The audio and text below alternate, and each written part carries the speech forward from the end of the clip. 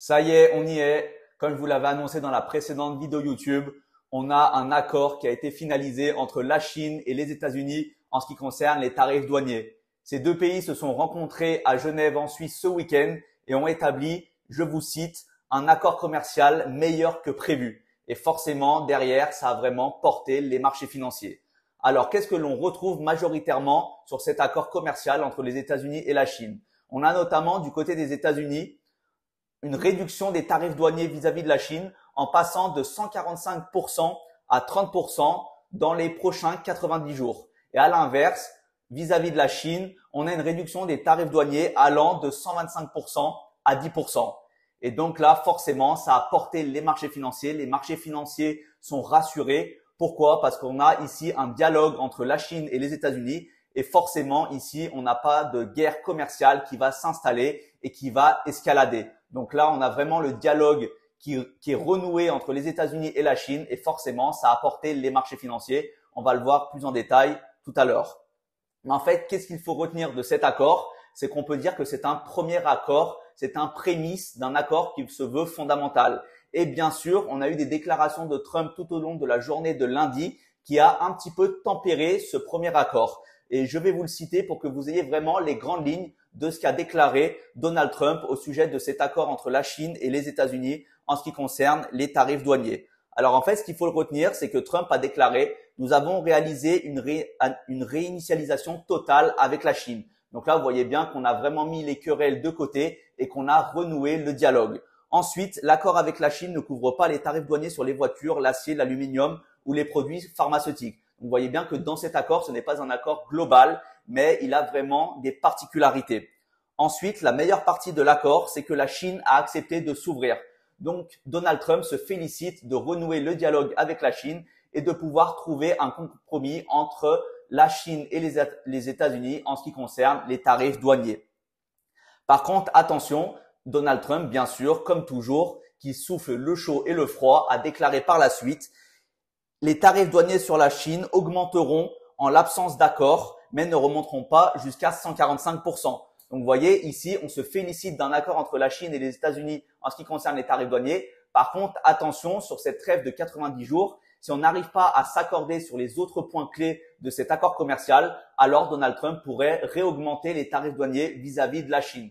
Donc là, en conclusion, on a un premier pas de géant qui a été créé entre la Chine et les États-Unis en ce qui concerne les tarifs douaniers. Par contre, attention, ici, on est sur le focus du moment. Les marchés ont apprécié ce dialogue entre ces deux pays. Par contre, attention au futur et sur cette trêve de 90 jours. Si jamais on ne conclut pas d'accord vraiment sur le long terme, alors potentiellement, on pourrait avoir des tarifs douaniers qui réaugmentent. Et donc, forcément, comme je vous le disais, on a vraiment les marchés mondiaux et marchés américains qui ont fortement progressé à l'ouverture ce matin. Vous le voyez ici, on a notamment les contrats à terme ou les contrats futurs qui étaient dans le vert ce matin, qui cotaient dans le vert. Et bien sûr, ils ont été rassurés par, on va dire, l'accord commercial entre ces deux pays. Vous le voyez, ici, on a le Dow Jones, le SP500, le Nasdaq, le Russell 2000 qui ont tous ouvert avec des variations positives et qui cotent tous dans le vert. Et on a forcément ici, vous le voyez, le VIX qui est inversement corrélé par rapport aux indices US qui là a diminué de 13%. Donc là, c'est tout à fait normal. Je vous le rappelle, le VIX, c'est l'indice de la volatilité ou encore une fois, c'est l'indice de la peur. Donc forcément, les marchés étant rassurés, on a un appétit pour le risque qui grandit sur les marchés et donc forcément, le VIX, lui, chute. Et donc, ça se retrouve également notamment à l'ouverture de la session américaine ici où vous le voyez, on a ajouté 2000 milliards de dollars qui ont été injectés sur les marchés boursiers avec notamment les indices phares US qui ont fortement augmenté comme le SP500, le Nasdaq et le Dow Jones. Et là, vous le voyez, on a notamment les grosses capitalisations boursières et ici les grosses, on va dire, capitalisations américaines comme par exemple Apple qui a augmenté de 5% depuis l'ouverture des marchés US. On a Amazon à plus 7, Google plus 3, Meta quasiment 7, Nvidia plus 5. Donc, vous voyez ici, les valeurs technologiques ont vraiment profité de cet accord entre les deux pays. Et en fait, ce qui est intéressant également ici, c'est qu'on est en train de récupérer toute la baisse qui avait été initiée par les tarifs douaniers depuis le 7 avril. Vous le voyez, ici, on est sur le marché futur du Nasdaq où vous le voyez par rapport au plus haut, on avait chuté de l'ordre de 26-27%, bien sûr par peur de guerre commerciale.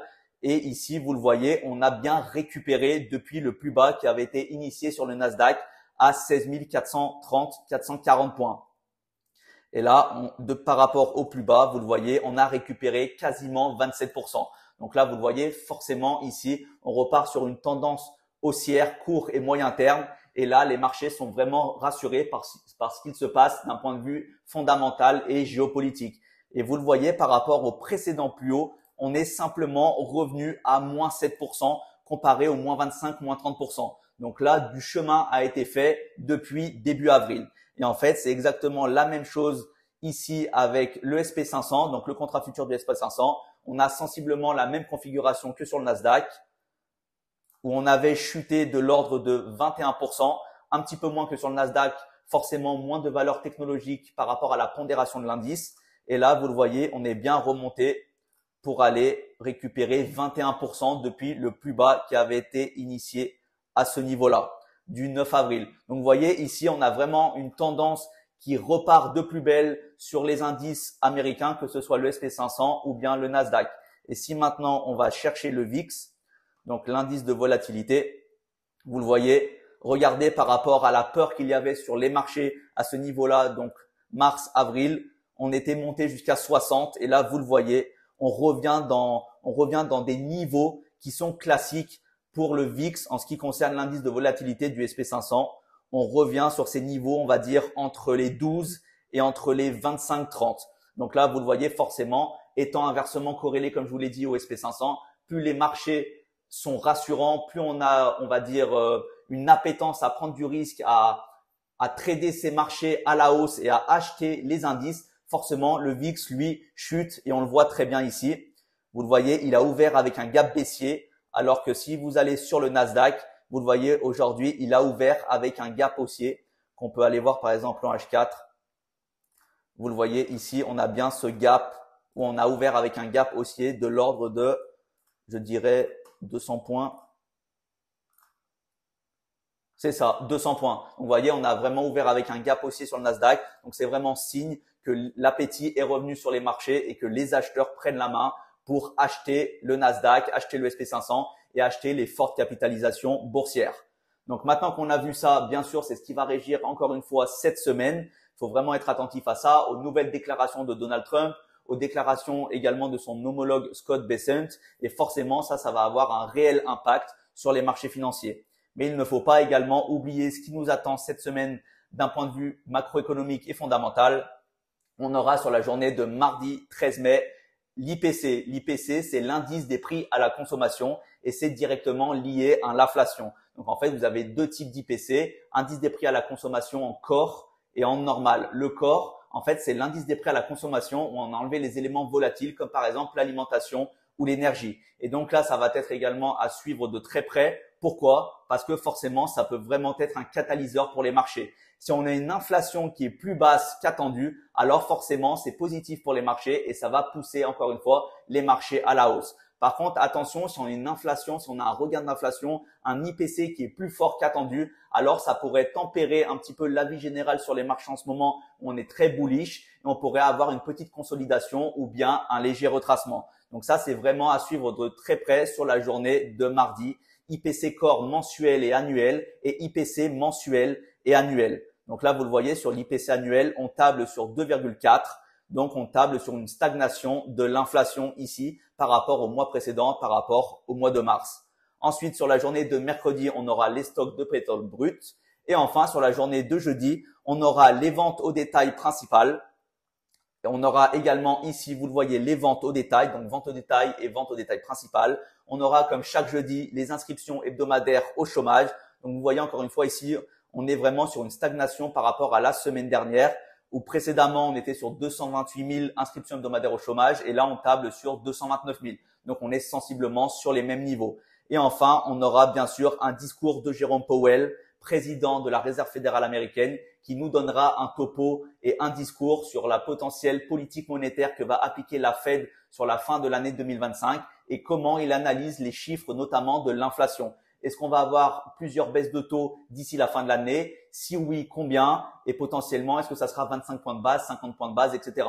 Donc là, ça sera vraiment intéressant de suivre le discours de Powell pour avoir une vision long terme sur quelle va être la politique de la Fed en ce qui concerne les taux d'intérêt directeurs et comment il combat l'inflation qui, je vous le rappelle, avait été établie comme cible nominale à 2%.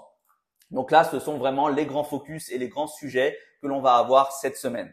Et enfin, pour finir, on a également la publication de résultats d'entreprises où là, vous le voyez, on a des entreprises qui ne sont pas technologiques, des entreprises de moindre calibre, mais qui vont également publier leurs résultats financiers. Et on aura notamment, par exemple, sur la journée de mercredi avant la session US, on aura notamment Sony. Ensuite, après la clôture mercredi, on aura notamment Cisco. Et là, sur la journée de jeudi, ça va être un petit peu les entreprises qui sont industrielles, comme par exemple Alibaba, Walmart, qui est une très grande chaîne de distribution aux États-Unis, au Canada. On aura également John Deere. Et voilà comment on va finir la semaine en allant de ce lundi jusqu'à la fin de semaine. Donc, vous voyez ici, encore une fois, les marchés sont très intéressants à trader. Il y a un regain de volatilité sur les marchés. Et forcément, si vous aimez trader la volatilité, alors forcément, vous allez pouvoir trouver des setups où vous allez pouvoir entrer en position. Faites attention, bien sûr, privilégiez plutôt des longs parce que vous le voyez, forcément, on a un appétit pour le risque et forcément, les gens achètent les marchés. Et donc, ce qui est intéressant ici, c'est de rentrer dans le move et dans la tendance et éviter potentiellement d'être en contre-tendance. Donc, en tout cas, merci à vous d'avoir suivi cette vidéo. J'espère que ça vous éclaircit un petit peu plus sur la situation que présentent les différents marchés d'un point de vue fondamental cette semaine. Et en tout cas, n'hésitez pas à me dire en commentaire ce que vous avez pensé de cette vidéo. Et si jamais vous avez des questions, bien sûr, comme toujours, vous me les posez et j'y répondrai avec plaisir. Merci à vous. Je vous souhaite une très bonne semaine de trading. Et on se retrouvera très bientôt pour une nouvelle vidéo.